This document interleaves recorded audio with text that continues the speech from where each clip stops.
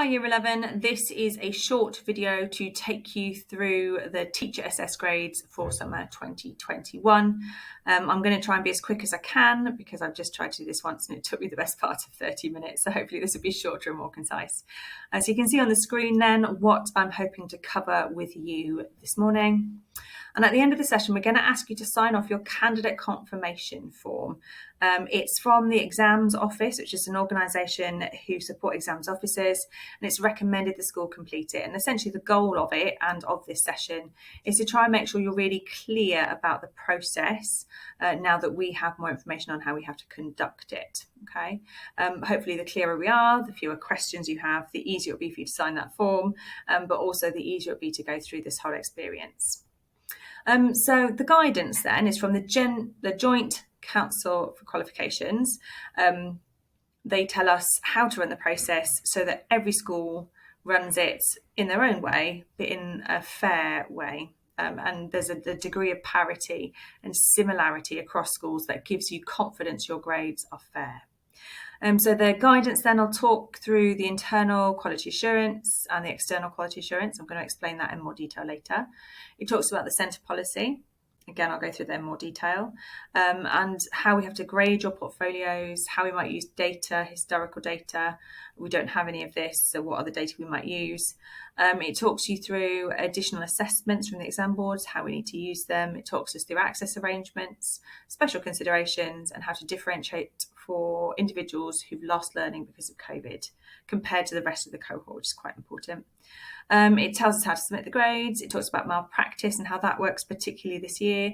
The bit that you need to be really aware of, I think, is that we cannot discuss final grades with you. It would be considered malpractice on our part. If you put pressure on a member of staff to improve a grade or give you a particular grade, again, that can be considered malpractice.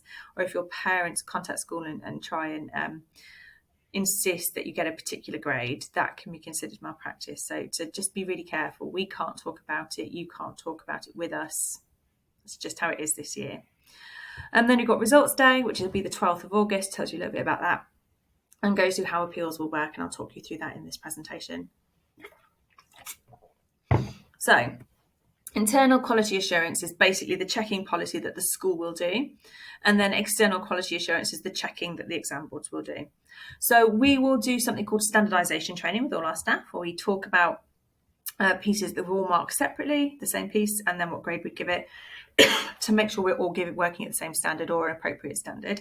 We'll also do some training on how to give out a holistic grade to make sure, again, that we're all doing it in the same way and in the way that the Joint Council for Qualifications and the exam boards need us to be doing it. Then we'll do some moderation of pieces and portfolios. That means we'll check the marking as a group, as a team. So we'll do it within subjects, but there'll always be at least 2 people reading every piece of work. Where we can then, we'll get moderation by another outstanding school. That's complicated because everybody is now desperately trying to get through these tags, these teacher assessed grades, as effectively and as quickly and as well as they can.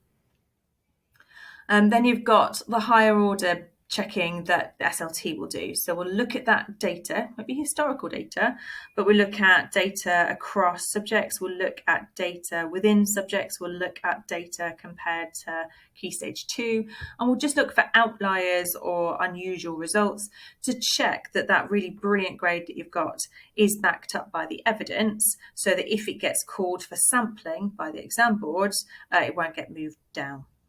Okay, and then the exam boards will read and approve our centre policy. We've written our centre policy very much in line with their guidance, so it's unlikely that they will. And then the exam board will sample selections of portfolios from schools across the country to make sure everyone's at the same standard. As a new school, we're highly likely to be sampled. But actually, I think that should just give you even more confidence that these grades are right. It's a really robust process. It's probably slightly more robust than other schools because it's embedded. We always do this. And we've got lots of practice of it. So hopefully you can have confidence in those grades you get on the 12th. So then in terms of our centre policy, and you can get this from the school's website, it'll be published shortly if it's not published already, the policy details how we will try to make sure that we are fair, transparent and rigorous in what we do with these assessments. So you know the grade's right, you know how it's being generated, and you know it will be comparable, you know it'll be fair, it'll be the same standard within school and across school. So everyone has slightly different jobs and the policy goes through what they are. Your teachers are going to be working tirelessly over the next 6 or 7 weeks to run assessments, to mark those assessments, to grade those assessments, to assign a grade to your portfolio, and then to help moderate all of the portfolio work. It's a big, big job for them, so please be as supportive as you can. The curriculum leads then have to do all of that, but on top of that, they're going to lead the assessment process. They're going to make some important decisions about what goes in the portfolio, and they're going to make sure that moderation and training occurs. So again, another really big job for them. And then Mr. Treadgold, Mr. Ruster and myself are going to monitor the whole process, make sure the assessments are happening, make sure they're happening in the right way, make sure they're being marked in the right way. And we'll also complete that final internal standardisation that we've discussed. And then ultimately, Mr. Ruster, as the head of centre, when he's happy that everything's been done right and is confident the grades are right, will sign the head of centre declaration and will submit those grades to the exam board. We have to do that on the 18th of June. So the centre policy also details what evidence we'll use. That's probably not the most helpful document to check for specific subjects. So if you want specific subject lists, you need to check the subject assessment evidence record, also again available online, but that'll go through what evidence we're using for each individual subject. But the centre policy details the range of evidence we can use and we hope to use. It details what we'll do about access arrangements. So if you should get access arrangements, you will get them in your assessments. If an assessment starts and you notice you haven't got yours, please tell the teacher. It'll be an oversight. We need to address it. Don't sit there quietly thinking I should have a laptop and you haven't got one. Please tell us. But also that we will do our best only to assess work that has been taught to you. So if you have a gap in your learning because of COVID, you will not be penalised for it. And also any special considerations. So if there's a bereavement in the family or if there's long-standing serious illness and things like that, we will apply the 2 to 5% special considerations that the exam boards would normally apply, or we'll swap out work if we can, okay? It also explains how we'll work with the exam boards. Basically, they'll ask us for work and we'll give it to them as quickly as possible, so it's not a debate. We also explains how we'll train staff. Again, that's quite broad because it could depend a great deal on or it does depend a great deal on the subject they work in. It also explains that we're hoping to work really closely with you and your parents and being open and transparent.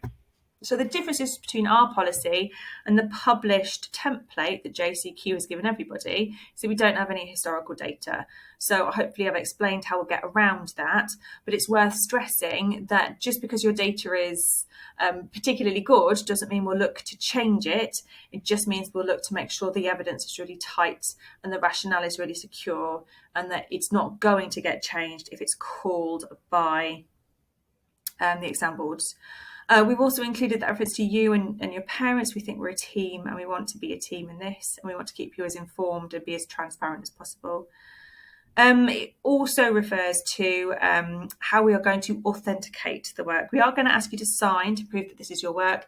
And we've also made the strategic decision to try to include a significant amount of high control pieces. That's for 2 reasons. Firstly, because we don't have that many good quality medium or low control pieces. There's only 1 or 2 occasions where we've got entire cohorts working together where you've all produced the same piece. And it has to be the same piece if we're going to use it. So that's a bit tricky. But also because if you have a low control or medium control piece, you have to take that into account when creating your holistic grade. So it might lead to the grade coming down if we include it. So we just want to be really cautious that we're not going to negatively affect you. And of course, we've changed student to learner in all of the paperwork. So in terms of the schedule then, you can see that we've just got the time between April and the end of May, really, to produce the evidence that you need. We'll run it as late as we have to, but we're hoping to be finished by the 28th of May. If we go into half term, if we go into the start of June, that would be unfortunate, but we're prepared to put in the extra hours to make sure that you get the very best grades that you can. But the ultimate deadline is the 18th of June. And because of all of the preparatory work that has to go with that 18th of June deadline, we will not be doing any assessments past that first week back after half term. Then the additional evidence collection, just to be clear about what will happen from now until that May 28th, ideally, deadline. The curriculum leads will issue more assessments if they need to. You should know when they are. You should have plenty of notice. We'll try and put together a list of them so you can see when they are and plan your revision around them. But you're not allowed to know what they are necessarily. So we'll try and make sure that we're playing as fair and straight as possible. They should be balanced and spread across the week and spread across your days and spread across the weeks running up to May, the end of May. So hopefully it doesn't all come at once, but where we need to do it quicker, we will do it quicker. And we're deliberately not going to use Super Learning Day or the weekends. Other schools may need to. We don't. You have lots of good evidence already. And then we're only going to use the May half term if we absolutely have to, as I've said already. And when you've completed your portfolio, then the teachers will have to allocate a holistic grade based on grade descriptors, not significantly on grade boundaries, as many children who work at a grade 5 will get a grade 5, simply put, whereas in an exam you can be working at a grade 5 standard, but if a significant number more children working at that standard get higher marks than you in exam papers, you don't necessarily come away with a 5. So actually the system might be a little bit fairer. You can see the grade descriptors if you want them on the school website. They're also published as part of the learner assessment record. So you'll see then, once you've completed your evidence portfolio and the teachers pulled it together, your teacher assessment record and your portfolio. You won't see the final grade, but you can see things like your individual pieces listed and the individual grades or individual marks for the pieces allocated.